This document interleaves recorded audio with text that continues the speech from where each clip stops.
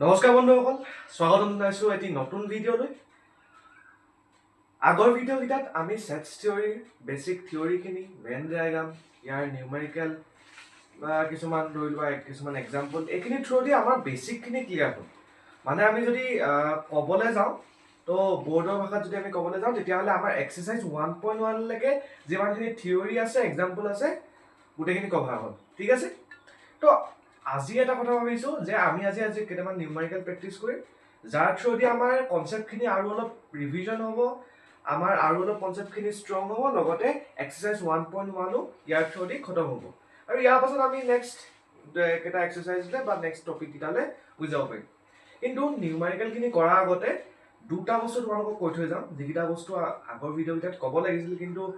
ভাবিলো যে অলপ কনচেপ্টখিনি ষ্ট্ৰং হৈ লওক, তাৰ পাছত এইটো কথা কম। ঠিক আছে? তো ক'বলৈ ওলাইছো মই তোমালোকক সেটছ থিয়ৰীৰ ৰিপ্ৰেজেন্টেশ্যন।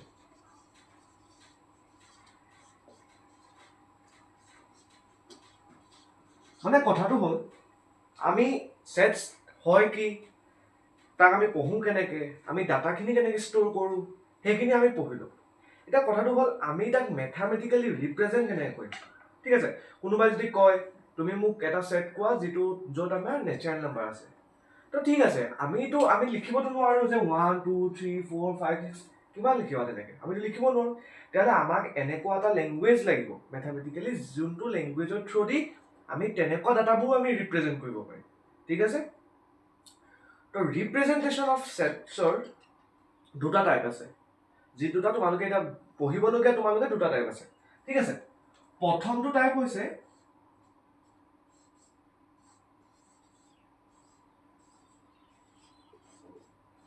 roster form, আৰু সেকেন্ডটো টাইপ হৈছে set builder form.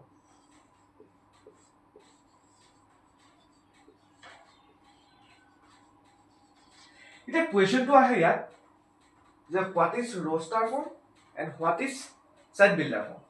and what's the difference between roster form and set builder form. ঠিক আছে? তো তাৰ কাৰণে প্ৰথমতে পঢ়িব লাগিব roster form. তো roster form এতিয়ালৈকে তোমালোকে পঢ়িলাই বুলি ধৰি লোৱা, একদম ইজি এটা ফৰ্ম হয় সেটছ ৰিপ্ৰেজেন্টেশ্যন। ঠিক আছে? তো আৰু যিমানখিনি আমি কুৱেশ্যন পঢ়িম প্ৰায়খিনি আমাৰ roster ফৰ্মতে থাকিব।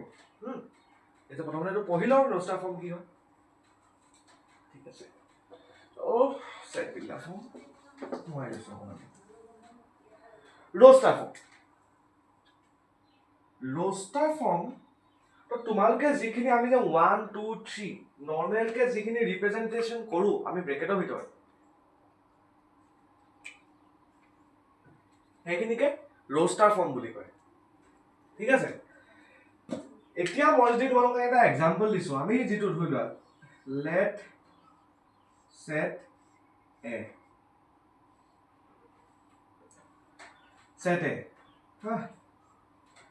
তো তাৰ মই ধৰি লোৱা এলিমেণ্টখিনি মৌলকেইটা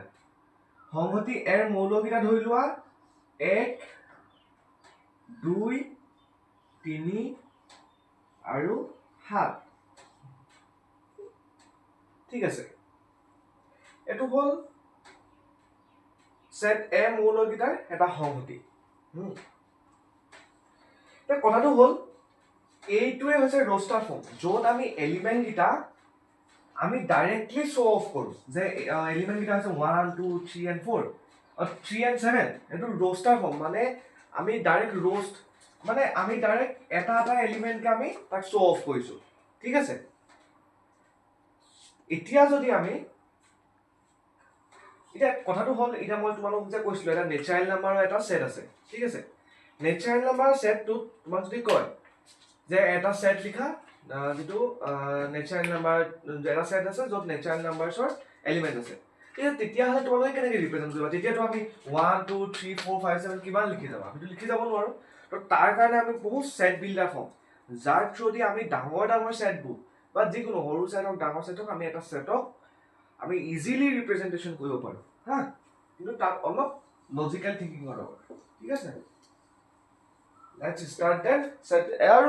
roster form এইটো ইমান ইয়াকে বেছি পঢ়িব নালাগে আৰু ইয়াৰ কিতাপ কোৱেশ্চন নাই যেনেকৈ যে roster formটো লিখা ঠিক আছে এইটো আৰু এইটো আহিব পাৰিব ঠিক আছে দেন আমি পঢ়িব লাগে set builder form set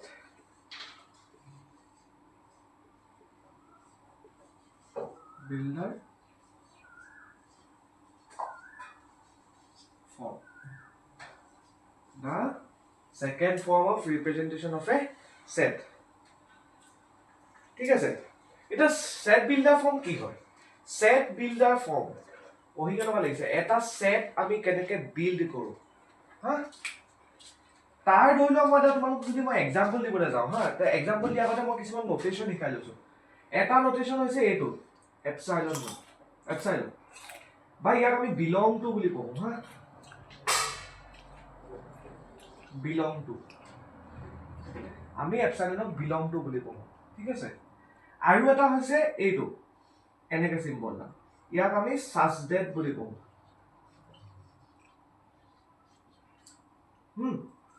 এইকেইটা মত থোৱা আৰু ইয়াৰ বদলি আমি এডাল চিহ্ন ইউজ কৰিব এইটো কলমটো ইউজ কৰিব পাৰোঁ হা তোমালোকৰ কথা দুইটাৰ ভিতৰত কোনটো কথা ইউজ কৰা ঠিক আছে তো এতিয়া যদি আমি এটা সেট লিখো হা সেট এ হা সেট এ ধৰি লোৱা যে মই নেচাৰেল নাম্বাৰছৰ কথাটো প্ৰথমতে মই তোমালোকক এক্সাম্পল দিবলৈ গৈছোঁ হা ঠিক আছে নেচাৰেল নাম্বাৰছৰ কাৰণে মই যদি লিখিবলৈ যাওঁ তেতিয়াহ'লে আমি প্ৰথমতে এটা ব্ৰেকেট ষ্টাৰ্ট কৰিম তাৰপৰা আমি এটা ভেৰিয়েবল প্ৰথমতে ইনিচিয়েলাইজ কৰিম ধৰি লওক এটা ভেৰিয়েবল হৈ গ'ল এক্স আৰু এই এক্সে কি ৰিপ্ৰেজেণ্ট কৰে গম পোৱা নে এটা সেটৰ গোটেই এলিমেণ্টখিনিক ৰিপ্ৰেজেণ্ট কৰে ধৰি লওক যিকোনো এটা এলিমেণ্টক ৰিপ্ৰেজেণ্ট কৰে মই ধৰি লওক যদি মই কওঁ এটা সেট ধৰি লোৱা আমি নেচাৰেল নাম্বাৰ সেইটো 1 পৰা ষ্টাৰ্ট হ'ব 2 3 ইনফিনিটি তেতিয়াহ'লে এক্সে ৰিপ্ৰেজেণ্ট কৰিব এই 1 2 3 4 5 6 এইখিনিক ৰিপ্ৰেজেণ্ট কৰিব এক্সে ঠিক আছে তো এটা variable x such that x is belong to a মানে এই x এলিমেন্টটো ক'ত বিলং কৰিব a সেটত বিলং কৰিব এটো বুজি পাইছে এটো নৰমাল লাইন হা তাৰ পাছতে লিখিম আমি কন্ডিশনটো যাৰ থ্ৰুদি আমাৰ সেটটো ফৰ্ম হ'ব যদি মই ইয়াত কন্ডিশনটো লিখিবলৈ যাওঁ হা যে নেচাৰেল নাম্বাৰ কাৰণে যদি মই লিখিবলৈ গৈছো তেতিয়াহ'লে আমি কেনেকৈ ষ্টাৰ্ট কৰিম ইয়াত ষ্টাৰ্ট কৰাৰ দুটা ৱে আছে ডাইৰেক্টলি তুমি এনেকৈ লিখিব পাৰা যে x again belong to natural number হা তুমি ডাইৰেক্টলি এনেকৈ লিখিব পাৰা again belong to natural number কিন্তু আমি belong to দুবাৰনো কেলে ইউজ কৰোঁ তাতকৈ আমি আৰু অলপ ভাল কন্ডিশ্যন এটা লিখোঁ x such that x belong to set a where x started from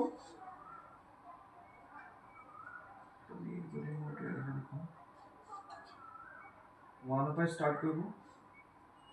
x আৰু ইনফিনিটি শেষ হ'ব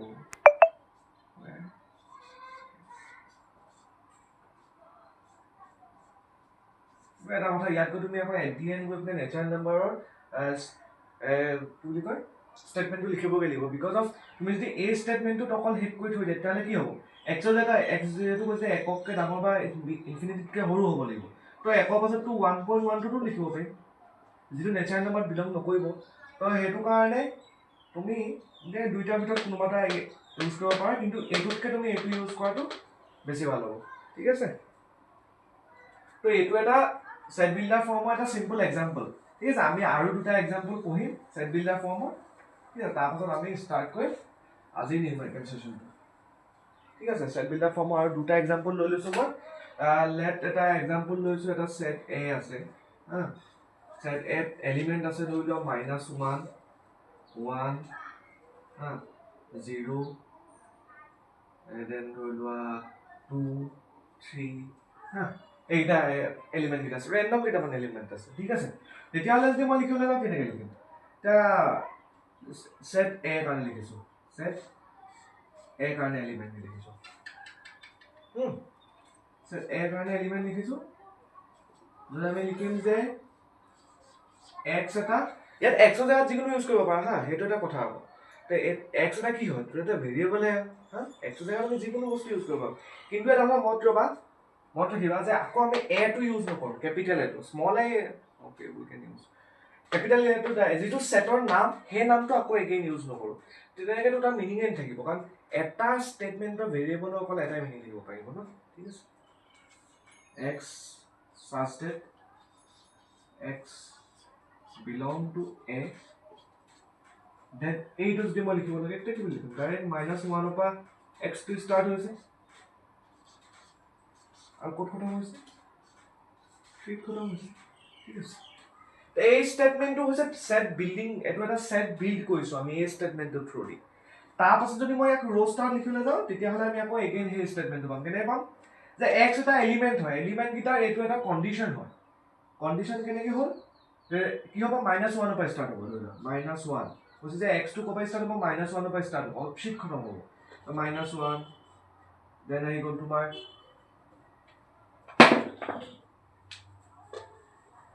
then I go to my 0 then 1 then 2 then 3 এটো অলরেডি ভাইবা যে ইয়াত -1 1 0 2 3 আছে ইয়াত -1 0 1 2 3 আছে ডিফারেন্স একো নাই এলিমেন্টস হ্যাঁ এলিমেন্ট কিটা আছে আমি এলিমেন্ট কিটা অ্যারেঞ্জমেন্ট যেনেকে লব পাৰো ৰোস্টিং ফৰ্ম ঠিক আছে এটা আসলে সেট বিল্ডাৰ ফৰ্ম হ্যাঁ লাস্ট এটা एग्जांपल লো আমি কিতাবৰ এটা एग्जांपल লো খুব কমন এটা एग्जांपल এই एग्जांपलটো থ্ৰুদি আমি সেট বিল্ডাৰ ফৰ্ম খতম কৰিম দেন মেনি মেটাল স্টাৰ্ট হ্যাঁ ঠিক আছে তো এক সেকেন্ড মই কিতাপখনত আকৌ এবাৰ লিখি ল'ব লাগিব ঠিক আছে মই एग्जांपलটো লৈ লৈছো ইয়াৰ পৰা ধৰিলা ইয়াত কৈছে যে a এটা সেট হয় হ্যাঁ যাৰ আমাৰ মিনিটো লিখি দিছে এনেকে x কিতাপত এনেকে কলম দি লিখিছে তো কলমো ইউজ কৰিব পাৰা তোমালোকে সাবজেক্ট ইউজ কৰিব পাৰা মই সাবজেক্ট ইউজ কৰি বেছি ভাল পাওঁ সাবজেক্ট ইউজ কৰিছো যে কৈছে যে x belong to natural number and কৈছে যে x is less than equal to 10 এতিয়া ইয়াত এটা বস্তু চাব পাৰা ইয়াত কোৱা নাই যে x is belong to a এটো কথা ক'ব লাগে খালি যে x belong to a হয় কিন্তু আমি ডাইৰেক্ট a equal to বুলি লিখিছো নাই দেন হেতু প্ৰয়োজন নাই ঠিক আছে তো ইয়াত দুটা কথা আহি যায় এটা কথা হৈছে যদি তুমি সেটটোৰ আগত এনেকে তুমি স্টেটমেন্টটোৰ আগত a হিচাপে এনেকে নিলিখা a পাৰ্টটো নিলিখা তেতিয়ালে তুমি ইয়াত a x belong to a টো লিখিব লাগিব বিকজ আমি গম কেনেকে পাম এই স্টেটমেন্টটো কোনটো সেটত বিলং কৰে ঠিক আছে আৰু যদি তুমি এনেকে লিখিছা তেলে নিলিখিলেও হয় বা লিখিলেও কোনো মাৰ্কস কাটিব নোৱাৰে ঠিক আছে তো ইয়াৰ এটো আমাৰ কি পাইলো এটা সেট বিল্ডিং ফৰ্ম এটা পাই গলো ইয়াত রোস্টিং ফর্মত কেনেকে লিখিম তেতিয়ালে রোস্টার ফর্ম কেনেকে লিখিম রোস্টিং হলে রোস্টার সরি রোস্টিং হলে বেলেগ কিবা হৈ যাব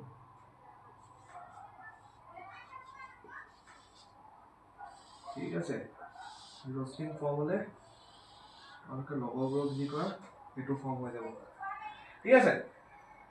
ইয়াক আমি ৰোস্টাৰ ফৰ্মত লিখিব লাগে তো কি কৈছে যে x এনেকুৱা এটা এলিমেন্ট হয় x ৰ মানে এলিমেন্ট গিটাৰ ডেফিনেশন দিছে ইয়াত হা এলিমেন্টৰ ডেফিনেশন কেনেকৈ দিছে যে এলিমেন্ট গিটা নেচাৰেল নাম্বাৰ বিলং কৰে য'ত এলিমেন্ট গিটা 10 কে সৰু আৰু 10 সমান হ'ব পাৰে ঠিক আছে দেন যদি মই লিখিবলৈ যাওঁ তেতিয়ালে কি বুলি লিখিম যে তেতিয়ালে মই লিখিম এই বুলি যে আমি ডাইৰেক্টলি এনেকৈ লিখিলো ঠিক আছে a কিয় পৰা ষ্টাৰ্ট হ'ব নেচাৰেল নাম্বাৰ কিয় পৰা ষ্টাৰ্ট হয় 0 1 2 3 4 5 6 7 8 9 10 টো লিখিম নাই ইয়াত লেস দেন বুলি কৈছে x টো 10 টো লিখিম নাই লিখিব লাগিব বিকজ অফ a ডাল চিন আৰু a ডাল চিনৰ মাজত ডিফাৰেন্স আছে a ডাল চিনে বুজায় যে হেতুতকে সৰু আৰু a ডাল চিনে বুজায় হেতুতকে সৰু বা হেতুৰ সমান তো যদি সমান এলিমেন্টটো আহিছে আমি লিখিব লাগিব 10 is equal to 10 then we can write ha after that যদি জিটো এলিমেন্ট পাম যদি ইয়াৰ a টো থাকিলে যদি এনেকে থাকিলে তেতিয়ালে আমি 10 লিখিব নোৱাৰো কাৰণ 10 টো লিখিব কেনে নোৱাৰো যদি এটো 10 টো মই ইয়াত প্লট কৰিলো এটা নহয় 10 এটা স্মল দেন 10 কেতিয়াও হ'ব নোৱাৰে, এইটো এটা ইম্পচিবল লাইন ন। ইকুৱেলটো থাকিলে মানে সেই এলিমেণ্টটোলৈকে লিখিম, ট্ৰিকটো এইবুলি মতোৱা, যদি এনেকে চিম্বলডাল থৈ পিনে এটা এলিমেণ্ট লিখে ইকুৱেলটো থৈ পিনে এইফালে, তেতিয়াহ'লে আমি সেই এলিমেণ্টটোলৈকে লিখিব পাৰিম। ঠিক আছে, আমাৰ ছেট বিল্ডিং ফৰ্ম হৈ গ'ল, ছেট ৰ'ষ্টাৰ ফৰ্ম হৈ গ'ল, বছ ছেট ৰিপ্ৰেজেণ্টেশ্যন খতম হৈছে, ছেটৰ বেছিক ডেফিনেশ্যনখিনি আমাৰ খতম হ'ল, আমি এন এ মিনছ কি, ফৰ্মুলা কি, ভেন ডায়াগ্ৰাম কি, এভৰিথিং ইজ ক্লিয়াৰ। হা, মানে বেছিক ছেট এটা ছেটক আমি ষ্টাডি কৰিবৰ কাৰণে আমাৰ যিমানখিনি হাথিয়াৰ লাগে আমাৰ ওচৰত আছে। এতিয়া আমি হায়াৰ ছেটছলৈ যাব লাগে, আমি হাথিয়াৰবোৰ কেনেকৈ লগ কৰি পিনে আমি তাক ষ্টাডি কৰিব পাৰোঁ। ঠিক আছে, সেইকাৰণে আমি আজি প্ৰেক্টিছ কৰিম নিউমেৰিকেলছ, য'ত আমাৰ আজি আমি শিকা চব বেছিক টুলছখিনি ইউজ কৰিম। Roster form, set builder form, Venn diagram, then তোমাৰ ফৰ্মুলাকেইটা ভেন ডায়াগ্ৰামৰ। হা, তো তাৰ আগতে মই একবাৰ ফৰ্মুলাকেইটা মই এটা ফৰ্মুলাটো মেইন ফৰ্মুলাটো লিখাই দিছোঁ, যে যদি এটা ডিছজইণ্ট ছেট হয়, যদি এটা ডিছজইণ্ট ছেট হয়, এটা যদি ডিছজইণ্ট ছেট হয় মানে কি, এইটো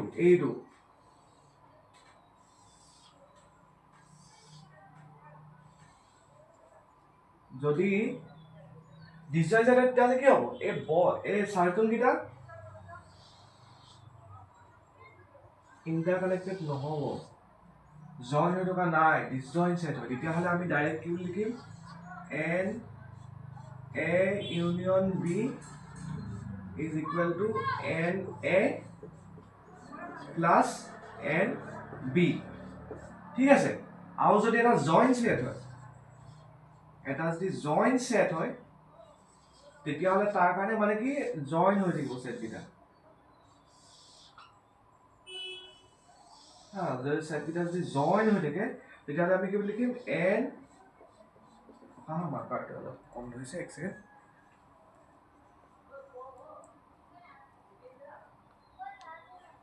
যদি জইণ্ট ছেট হয় তেতিয়াহ'লে আমি কেনেকৈ এন এ ইউনিয়ন, বুজি পাইছে ন? তো এন এ ইউনিয়ন বি বুলি লিখিম n A plus n B minus n A intersection B. ঠিক আছে, এতিয়া মই লজিকটো নুবুজাওঁ, কেলৈ ইয়াত মাইনাছ নাই কৰা, ইয়াত মাইনাছ কৰিলোঁ, এইবোৰ মই বুজালোৱে। যদি কোনোবাই চোৱা নাই ভিডিঅ'টো, ছেকেণ্ড লেকচাৰটো চাবা বছ। ছেকেণ্ড লেকচাৰটো চাৰ্চ কৰিবা, ছেকেণ্ড লেকচাৰটো চাবা, তাত ধুনীয়াকৈ বুজাই থোৱা আছে ভেন ডায়াগ্ৰামৰ থ্ৰুদি আমি ফৰ্মুলাবোৰ কেনেকৈ প্ৰুভ কৰোঁ, ডে মৰ্গানছ ফৰ্মুলা কি, এভৰিথিং। ঠিক আছে, তো এইকেইটা ফৰ্মুলাকেইটা এবাৰ ৰিভিজন হৈ গ'ল তোমালোকৰ, আৰু এইকেইটা ফৰ্মুলা ওপৰতে বেছ কৰি 1.1 তোমালোকক দিয়া হৈছে। আৰু মই গোটেই 1.1 এক্সাৰচাইজটো মই কৰাই নিদিওঁ হা, কাৰণ তোমালোকে নিজে প্ৰেক্টিছ কৰিব লাগিব ন। কুৱেশ্যন যদি মই কৰাই দিওঁ কেনেকৈ হ'ব, ঠিক আছে।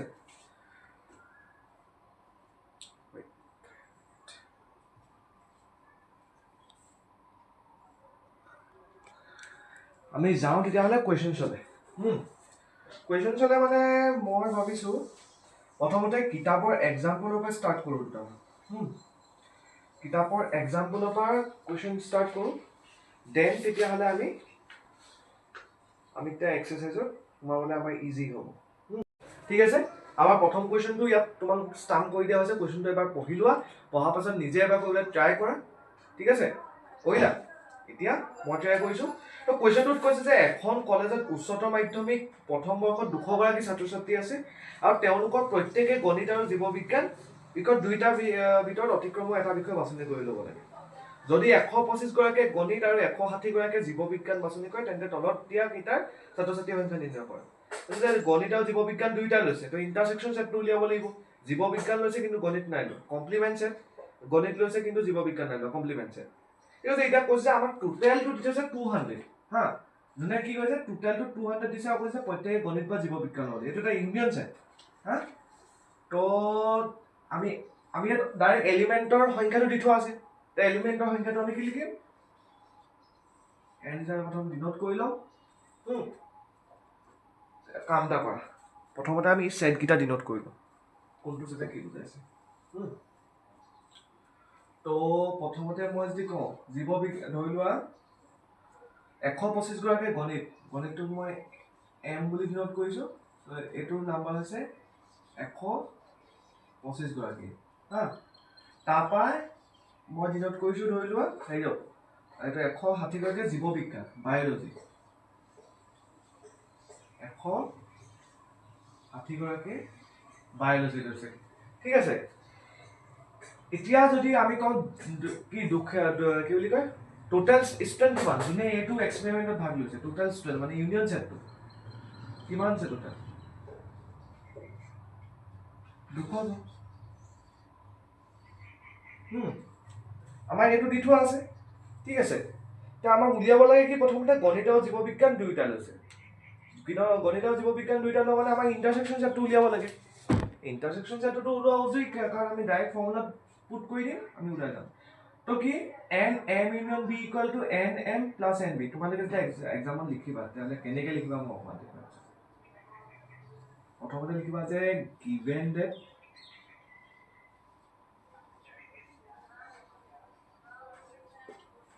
given that এই ডাটাটো লিখি ল'বা ভালকে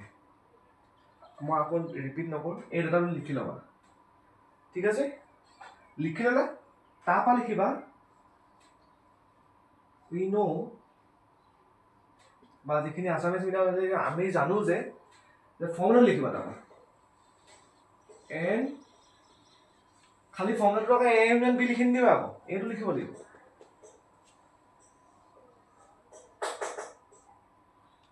লিখিবা m union b is equal to nm plus nb minus nm intersection b হা লিখিলা টাটা এতিয়া তোমালোকে ডাটাখিনি পুট কৰা মই কামটা কৈছো এইটো এফালে ট্ৰান্সফাৰ কৰি লৈছো এইটো এফালে ট্ৰান্সফাৰ কৰি লৈছো হা আৰু এইটো মই x বুলি নোট কৰি লৈছো হা তে x ইকুৱেল টু এইটো যদি মই এফালে দিও মাইনাস হৈ যাব nm ৰ ভ্যালু কিমান 125 প্লাস nb ভ্যালু কিমান 160 এটো মাইনাস হ'ব মাইনাস হ'ব ডাইৰেক্ট মই ভ্যালুটো লিখো মই only wait second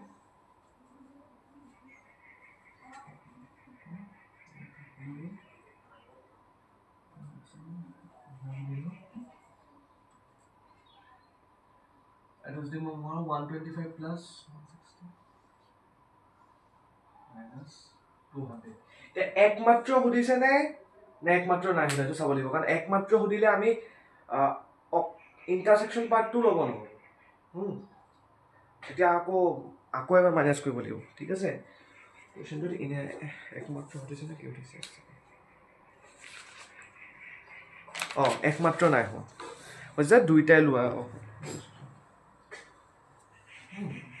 এইটো হৈ গ'ল তো পাঁচ আহিলে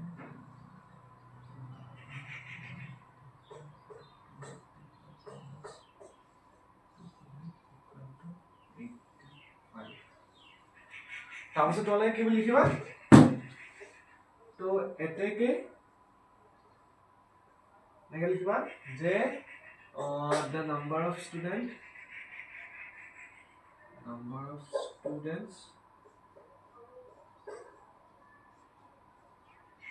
who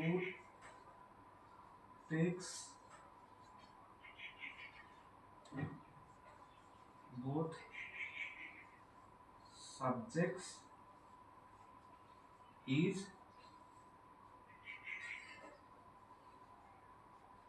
85 like that প্ৰথমতে আমি লিখিলো nb nm nb তাৰপা ইউনিয়ন সেটটো লিখিলো টোটাল given that আসলে এটো পিছত লিখিব লাগে এইখিনি মই তোমালোকে এক্সামত লিখিলে এইখিনি প্ৰথম লিখি ল'বা যে given that test we know that formula লিখিলো ফৰ্মুলা লিখাৰ পিছত আমি ভ্যালু কিটা পুট কৰিলো আৰু আমি আনসাৰটো পালো একদম ইজি এটা কোৱেশ্চন ছিল দেন আমি নেক্সট কোৱেশ্চনটো কি কৈছে যে find the number of students who takes biology but didn't take mathematics জীৱ বিজ্ঞান লৈছে কিন্তু গণিত লোৱা নাই মানে কমপ্লিমেণ্টটো উলিয়াব লাগিব এতিয়া কমপ্লিমেণ্টটো পঢ়াইছোঁ ন কমপ্লিমেণ্ট কমপ্লিমেণ্ট মানে কি আছিলে যে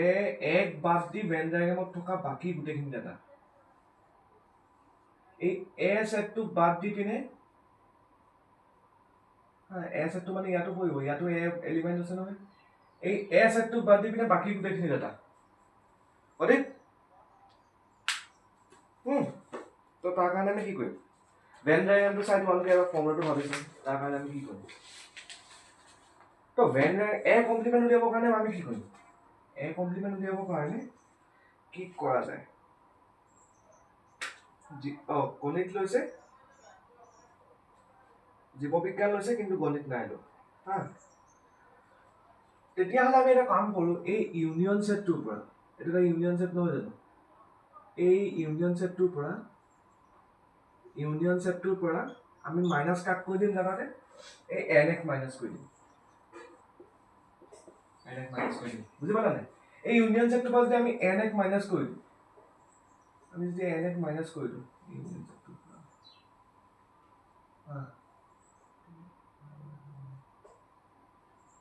ড্ৰয়িং বেয়া হা এই ইউনিয়ন ছেটটোৰ পৰা যদি এটো মাইনাছ কৰি দিওঁ এইটো পাই গ'লো আমাক আৰু এইটোৱে লাগে এইটোৱে হৈছে কমপ্লিমেণ্ট য'ত নাই মানে ইয়াততো এটাও এলিমেণ্ট নাই ঠিক আছে লেটছ ডু ইট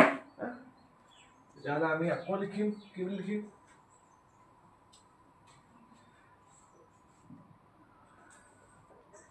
তো আমি এনেকৈ লিখিম যে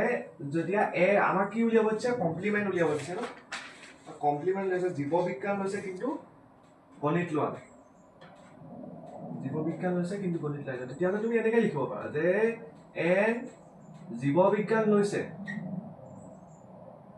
হা এনেকেও লিখিব পাৰা বি কমপ্লিমেণ্ট বা তুমি এনেকেও লিখিব পাৰা জীৱবিজ্ঞান লৈছে কিন্তু গণিত লোৱা নাই এতিয়া কোনোবা এটা লিখিলে হ'ল এতিয়া আমি লিখিম যে তাৰপৰা লিখিম তো গিভেন আকৌ গিভেন হা যে এইকেইটা লিখি ল'লা আকৌ NB union M is equal to 200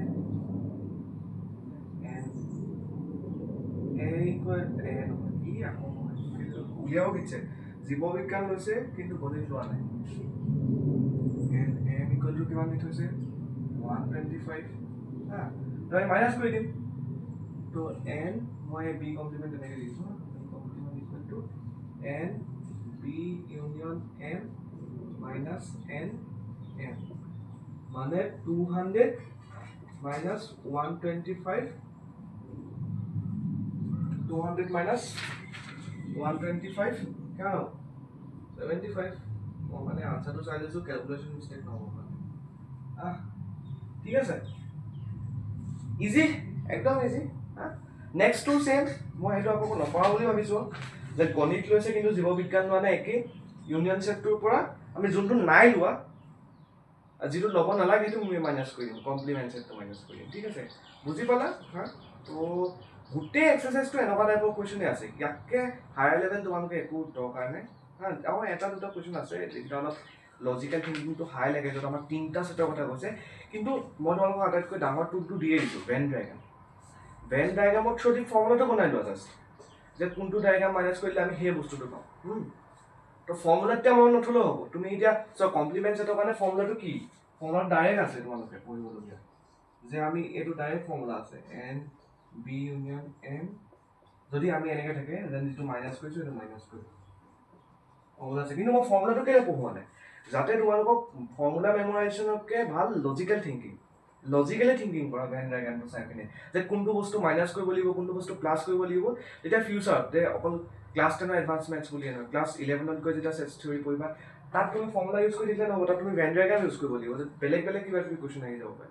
van ডায়েগ্ৰামৰ through the তুমি জামেট্ৰিক এটা এপ্ৰ'চ লৈ লোৱা যে এইখিনি মাইনাছ কৰি দিলে এইটো বস্তু পাই যাম বা এইখিনি প্লাছ কৰিলে এইকেইটা বস্তু পাই যাম তেনে আমি উলিয়াই ল'ব ঢেৰ ৰাস্তা আছে ঠিক আছে বুজিলা হৈ যাব তো আমি ছেকেণ্ডটো নিউমেৰিকেললৈ যাওঁ সেইদিনানি ফুটবলৰ নিউমেৰিকেলটো কৰাইছিলোঁ তোমালোকক তিনিটা ছেটৰ এটা নিউমেৰিকেল যদি পাওঁ এইটো মই কৰাইছোঁ এইটো কুৱেশ্যন হা কুৱেশ্যনটো এগেইন মই ইয়াত পিন কৰি দিছোঁ কুৱেশ্যনটো এবাৰ ৰিড কৰি লোৱা কৰিলা পজ কৰি এতিয়া কৰিবলৈ ট্ৰাই কৰা এবাৰ ভেন ডায়েগ্ৰামৰ থ্ৰুদি ট্ৰাই কৰি চোৱা কেনেকৈ হ'ব কৰিলা আনচাৰ ওলোৱা নাই ওলোৱা একো নাই এপ্ৰ'চটো যে কৰিলা ডেটছ গ্ৰেট অ'কে দেন মই কৰিবলৈ যাওঁ এতিয়া চাওঁ পাওঁ নে নোৱাৰোঁ কি হয় এবাৰ বেগখন চফা কৰিলোঁ ভালকৈ সেইকাৰণে ভেন ডায়েগ্ৰাম পঢ়াইছোঁ তুমি এই তিনিটা ছেটৰ কুৱেশ্যনবোৰৰ কাৰণে ফৰ্মুলা তুমি নোপোৱা ক'তো অভিয়াছলি ক'ৰবাত তুমি যদি গুগলত চাৰ্চ কৰা পাই যাবা ফৰ্মুলা সেইটো কোনো কথা নাই কিন্তু ফৰ্মুলাবোৰ সেই ভেন ডায়েগ্ৰামৰ থ্ৰুদিয়ে ওলাইছে ভেন ডায়েগ্ৰামটো চাইছে দেন কেনেকৈ ফৰ্মুলাটো বনিব পাৰে কোনকেইটা মাইনাছ কৰিম কোনকেইটা প্লাছ কৰিম সেইটো চাই পিনে ওলাইছে ত' ভেন ডায়েগ্ৰাম ইজ মানে বেষ্ট ফৰ্মুলা মেমৰাইজ কৰাকৈ এনেও মেথছ লৈছোঁ বা ছায়েন্স পঢ়িছোঁ তেতিয়া মুখস্থ কৰাত আমাৰ ইমান মন নাযায় লজিকেলি আমি থিংকিং কৰিম কি আনচাৰ পাওঁ চাওঁ ঠিক আছে দেন ষ্টাৰ্ট কৰোঁ অকণমানটো কুৱেশ্যনটোত হাৰ্ড বাৰু তথাপিতো ট্ৰাই কৰা যাওক কি হয় আনচাৰ পাওঁগৈ নে নাপাওঁগৈ কুৱেশ্যনটো কৈছে যে এটা শ্ৰেণীৰ 150 জন শিক্ষাৰ্থীৰ ভিতৰত 69 জনে ফুটবল খেলে ফুটবল খেলা নাম্বাৰ ষ্টুডেণ্ট পাই গ'ল 61 জনে হকী খেলে 77 জনে ক্ৰিকেট খেলে 30 জনে হকী আৰু ক্ৰিকেট দুয়োটা খেলে 20 জনে ফুটবল আৰু ক্ৰিকেট দুয়োটা খেলে 33 জনে ফুটবল আৰু হকী দুয়োটা খেলে 10 জনে তিনিটাও খেলে তাৰ ছাত্ৰ শ্ৰেণীটোত কিমান জনে এই তিনিটা খেলৰ এটাও নেখেলে এতিয়া এটা বস্তু আমি চাব লাগিব যে ইয়াত যে প্ৰথমতে কৈছে এটা শ্ৰেণীৰ 150 জন শিক্ষাৰ্থীৰ ভিতৰত মনত ৰাখিবা এই যে ক'লে যে 150 জন শিক্ষাৰ্থীৰ ভিতৰত আটাইতকৈ ডাঙৰ ছেট আৰু আটাইতকৈ ডাঙৰ ছেটটোক আমি কি বুলি জানো ইউনিভাৰ্চেল ছেট মানে এইটো কি হয় এটা ইউনিভাৰ্চেল ছেট এইটো ইউনিয়ন ছেট নহয় হা তে 150 জন আমাক ইউনিভাৰ্চেল ছেট দিয়ে দিলে 69 জন ফুটবল আমুক তামুক এইখিনি দি দিছে ইয়াৰ থ্ৰুদি আমি কি উলিয়াব লাগিব কিমান জনে খেল খেলে উলিয়াব লাগিব প্ৰথমতে তাৰপৰা ইউনিভাৰ্চেল ছেটটোৰ পৰা আমি কিমান জনে খেলে উলিয়াই দিলে আমি পাই যাম কিমান জনে খেল নেখেলে এপ্ৰ'চটো বুজি পালা প্ৰথমতে আমি ভেন ডায়েগ্ৰামৰ থ্ৰুদি আমি কুৱেশ্যনটো আৰু অলপ বুজি লওঁ হা তো কুৱেশ্যনটো মই এইফালে সলভ কৰিম এইফালে মই মেইনলি ভেন ডায়েগ্ৰামটো আঁকি লৈছোঁ ঠিক আছে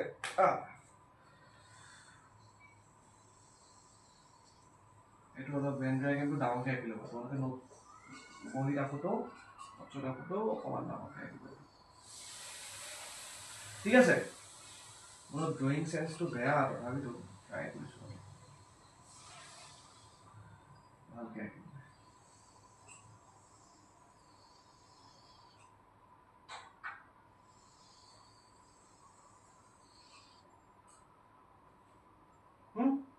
আৰু তোমালোকে 4টা ছেট নিদিয়েগৈ হা পাই যাব পৰা কিন্তু 4টা ছেট দিবলৈ হ'লে তুমি এনেকুৱা এটা ইয়াত চাৰ্কেল ড্ৰন কৰিব লাগিব যোনটো এই পইণ্টটোৰ থ্ৰুদিও ইণ্টাৰচেক্ট কৰিব লাগিব যিটো অকণমান কমপ্লিকেটেড হ'ব তোমালোকৰ কাৰণে ঠিক আছে একেবাৰে 3টা ছেট মেক্সিমাম ঠিক আছে এতিয়া তোমালোকক কৈছে যে মই এইটো কৈ লওঁ এইটো এটা ইউনিয়ন ছেট হয় এইটো এটা ইউনিয়ন ছেট মই ব্লেক মাৰ্কাৰটো লিখোঁ তেতিয়াহ'লে অলপ ভিজিবিলিটি বাঢ়িব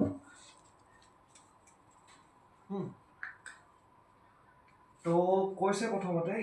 ফুটবল কিমানে খেলে কৈছে 69 জনে ফুটবল খেলে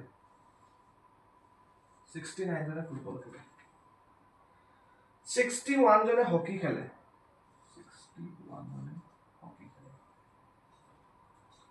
77 জনে ক্ৰিকেট খেলে এইটো ফুটবল এইটো hockey and this is cricket 30 জনে হকী আৰু ক্ৰিকেট দুয়োটা খেলে 30 জনে হকী আৰু ক্ৰিকেট দুয়োটা খেলে এটাতো দুইটা আছে তো ইন্টাৰসেকশন দেন কৈছে যে 20 জনে ফুটবল আৰু ক্ৰিকেট দুইটা খেলে 20 জনে ফুটবল আৰু ক্ৰিকেট দুইটা খেলে হা দেন কৈছে 33 জনে ফুটবল আৰু হকি দুইটা খেলে 33 জনে ফুটবল আৰু হকি দুইটা খেলে আৰু 10 জনে এই তিনটা খেল খেলে 10 10 জনে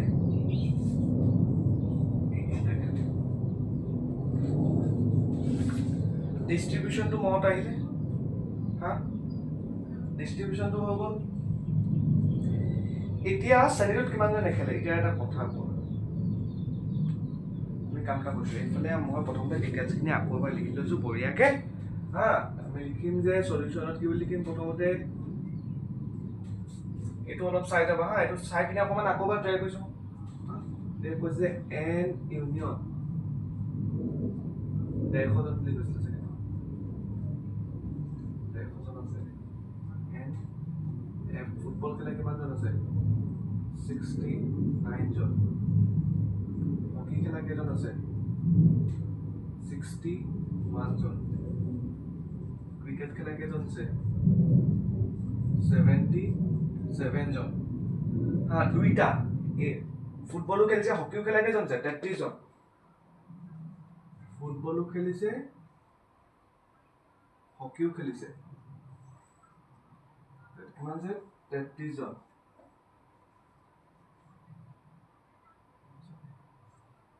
দেন ফুটবলো খেলিছে ক্ৰিকেটো খেলিছে কেইজন আছে ফুটবলো খেলিছে ক্ৰিকেটো খেলিছে 20 জন এট লাষ্ট ক্ৰিকেটো খেলিছে হকিও খেলিছে কেইজন আছে ক্ৰিকেটো খেলিছে হকিও খেলিছে কিমান আছে 30 জন আৰু তিনটাই জনে খেলিছে মানে স্পৰ্টছৰ মানে একদম মজা মানুহকেইটা 10 জন এফ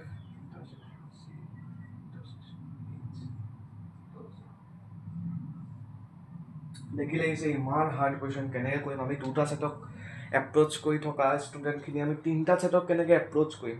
একো নাই ছেইম থিং আমি দুটা ছেটক এপ্ৰ'চ কৰোঁতে আমাৰ আইডিয়াটো কি আছিলে যে আমি যেতিয়া ইউনিয়নটো উলিয়াম ৰিপিটেডখিনি আহিব নহ'ব ইউনিয়নৰ ওৱান অফ দ্য ডেফিনেশ্যনে সেইটো যেতিয়া আমি ছেট এটা লিখিম ইউনিয়ন ছেটত ৰিপিটেড হ'ব নহ'ব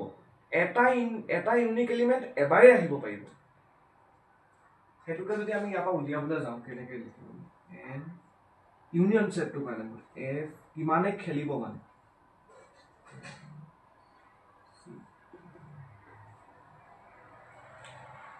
প্ৰথমতে এই দুটা ছেটৰ কাৰণে মই এপ্ৰ'চ কৰিম নহয় প্ৰথমতে গোটেই তিনিটা ছেটক চাম কৰিম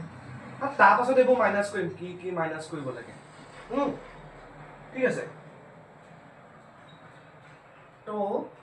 প্ৰথমতে গোটেইকেইটা ছেটক এবাৰ এপ্ৰ'চ কৰিম N F plus N H plus N C গোটেইকেইটা যোগ কৰি ল'লোঁ হা এইটো এবাৰ যোগ কৰিলোঁ এইটো এবাৰ যোগ কৰিলোঁ এইটো এটা যোগ কৰিলোঁ এতিয়া কথা এটা হ'ল নহয় এই দুটা যোগ কৰোঁতে এইটো দুবাৰ আহি গ'ল ইয়াৰ লগত এইটো যোগ কৰোঁতে এইটো দুবাৰ আহিলে ইয়াৰ লগতো আহিলে ইয়াৰ লগতো আহিলে তাৰ প্ৰথমতে এইটো মাইনাছ কৰি লওঁ মাইনাছ কৰিলে এন এফ ইণ্টাৰছেকশ্যন এইচ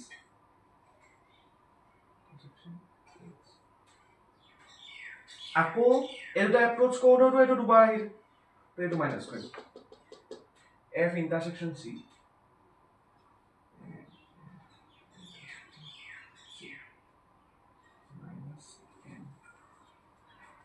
এইটো মাইনাছ কৰিলোঁ এইটো মাইনাছ কৰিলোঁ এইটো কাৰণে মই যেতিয়া এপ্ৰ'চ কৰিম তেতিয়া এইটো দুবাৰ আহিব এইটো আকৌ মাইনাছ কৰিম চি ইণ্টাৰছেকশ্যন এতিয়া চোৱা এতিয়া চবচে কমপ্লিকেটেড এইখিনিতো দুটা ছেটলৈকে আমি পঢ়িছোঁৱেই দুটা ছেটলৈকে আমাৰ ইমানখিনি এপ্ৰ'চ আহিয়ে যায় তিনিটা ছেটক যেতিয়া আমি এপ্ৰ'চ কৰিম এতিয়া চোৱা আমি এতিয়া মেইন কমপ্লিকেটেড বস্তুলৈ আহিম সেইটো হৈছে এই মাজৰ টাৰ্মটো এই মাজৰ টাৰ্মটো কি কৰিম এতিয়া মাইনাছ কৰিম যোগ কৰিম কি কৰিম এতিয়া চাবা হা চোৱা আমি যেতিয়া চাম কৰিছোঁ ছেটকেইটাৰ এইটো ছেটৰ চাম কৰিছোঁ এইটো ছেটৰ চাম কৰিছোঁ এইটো ছেটৰ চাম কৰিছোঁ তো এই ছেটটোত তিনিবাৰ আহিছে তিনিবাৰ আহিছে আমি এবাৰ পাবলৈ আমি দুবাৰ মাইনাছ কৰি দিম এপ্ৰ'চটো প্ৰথমতে সেইটোৱে আহে কিন্তু তাত আমি আৰু এটা বস্তু নটিচ কৰিব লাগিব যে এইকেইটা ছেটটোতো আমি মাইনাছ কৰিছোঁ তো যেতিয়া আমি তিনিটা যোগ কৰিছে এবাৰ এইটো মাইনাছ কৰিলোঁ এবাৰ এইটো মাইনাছ কৰিলোঁ এবাৰ এইটো মাইনাছ কৰিলোঁ তো ইচোন এবাৰো কাউণ্ট নহ'ল হা ই প্ৰথমতে কাউণ্টেই হৈ আছিলে এতিয়ালৈকে ই তিনিবাৰ কাউণ্ট হৈ আছিলে মানে কয় ন মেথামেটিক্স ইজ এ লেংগুৱেজ হা ই কথা ক'ব পাৰে তো এই তিনিটা যেতিয়া চাম কৰিছোঁ ই কি বুলি কৈছে শুনিবা হা এই তিনিটা যেতিয়া আমি চাম কৰিছোঁ ই কৈছে যে এই ছেটটো এই মাজৰ ছেটটো 3বাৰ আহিলে হা তাৰপৰা যেতিয়া এইটো মাইনাছ কৰিলো এন এফ ইণ্টাৰছেকশ্যন চি তেতিয়াহ'লে এবাৰ নাইকিয়া হৈ গ'ল আকৌ এইটো ইণ্টাৰছেকশ্যন মাইনাছ কৰিলো আৰু এবাৰ নাইকিয়া হৈ গ'ল এইটো ইণ্টাৰছেকশ্যন মাইনাছ কৰিলো এইটো আৰু এবাৰ নাইকিয়া হৈ গ'ল কিন্তু আমাকতো লাগিব ন এবাৰ লাগিব আমাক ৰিপিটেড নালাগে ঠিকে আছে কিন্তু যদি এবাৰো নাই তেতিয়াতো নহ'ব এবাৰ আহিব লাগিব এবাৰ আহিবৰ কাৰণে আমি কি কৰিম সেইটোৱে আকৌ এবাৰ প্লাছ কৰি দিম এইটোৱে তিনিটা যিটো আটাইতকৈ কমপ্লিকেটেড ভাবিবলৈ যে আমি পটকনে মাইনাছ কৰি পাওঁ হা মোৰ টাইমতো ছেমে হৈছিলে মই মাইনাছ কৰি পাইছিলোঁ দুবাৰ 3 - 2 1 বাট নহয় এপ্ৰ'চটো আমি তেনেকৈ ভাবিব লাগিব মানে আমি ভেন ডায়েগ্ৰাম যেতিয়া আঁকিম তিনিটা ছেটৰ আমি বহুত ডেপ্থলৈ যাব লাগিব এইটো এটা চিম্পল ভেন ডায়েগ্ৰামৰ এক্সাম্পল কিন্তু কেতিয়াবা তোমাক এইটো কমপ্লিমেণ্ট সুধি দিব পাৰে তেতিয়া তুমি কি কৰিবা ঠিক আছে এই কমপ্লিমেণ্টটো যদি সুধিবলৈ হয় এই ছেটটো আৰু এই ছেটটো মাইনাছ কৰিব লাগিব এই ছেটটো মাইনাছ কৰি দিয়াৰ লগে লগে মাইনাছ কৰিলোঁ এই ছেটটো মাইনাছ কৰি দিলোঁ এইটো দুবাৰ মাইনাছ হৈ গ'ল এবাৰটো থাকিব লাগিব আকৌ এবাৰ যোগ কৰিব লাগিব তো সেইটো কাৰণে অলপ ধ্যান ৰাখিবা ঠিক আছে এতিয়া যদি আমি ভেলুখিনি পুট কৰিবলৈ যাওঁ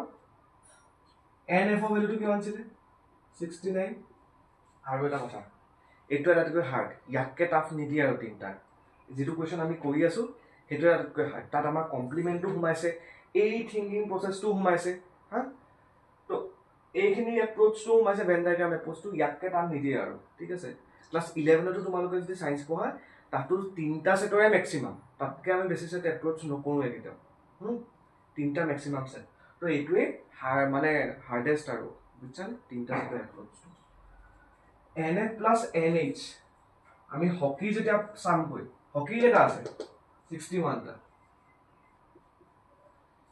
এন চি কেইটা আছে 77টা হা then minus F intersection H 33 minus F intersection C 20 minus F intersection C intersection H কেটা আছে 30টা প্লাস এই প্লাসটো আকৌ ভালকে পঢ়িবা দেই ভিডিওটো আকৌ পজ কৰি আগলে কৰি পিনে তুমি আকৌ এবাৰ চোৱা এইটো কেলে আমি প্লাস কৰিছো এবাৰ হা এইটো কমপ্লিকেটেড অকমান প্লাস 10 এতিয়া আৰু একো নাই আৰু এতিয়া যোগ দিওঁ আৰু ঠিক আছে এতিয়াতো আমি অকল আনসাৰটো পাই গ'লে হৈ গ'ল তো আনসাৰটো আহি আছে আমাৰ 134